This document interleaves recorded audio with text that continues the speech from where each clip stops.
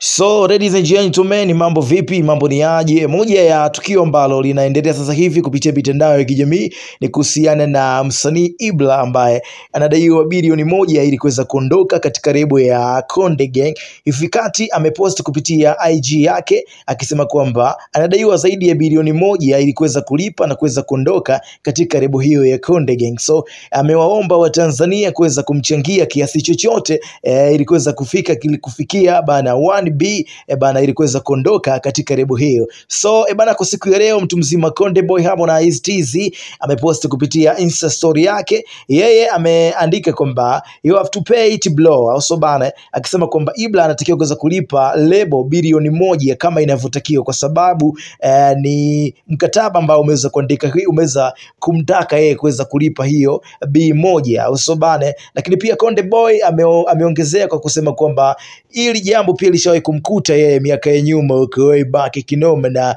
aliweza kulipa. Ikumbukwe alikuwa katika lebo ya WCB, so aliweza kulipa mkwanja mrefu kinoma noma. So hili linakuja kumkuta Ibra ni kama linakuja kujirudia fulani hivi. So Konde Boy ameandika kupitia kurasa wake Instagram akisema kwamba Watanzania yeye ameshachangia kiasi cha shilingi 100,000 za Kitanzania, hivyo Watanzania waweze kuungana na Ibra. Kupitia IG yake Harmonize ameandika as your brother I donate 100,000 shilingi. Haya Watanzania, tumuunge mkono chinga tufike 1 billion iliyopo kwenye mkataba. Hata mimi yalishawahi kunikutaga nikapambana nikalipa milioni 600 miaka hiyo ya zamani. So namuelewa chinga, hizi lebo ni biashara kama biashara zingine asobana. Lakini hakuishia hapo, Harmonize akampost Ibra tena akisema you have to pay the label my bro, akimaanisha kwamba unataka kuweza kuilipa lebo zini, akaweka emoji fulani hivi ya kucheka. So Ibra amekuja kujibu kupitia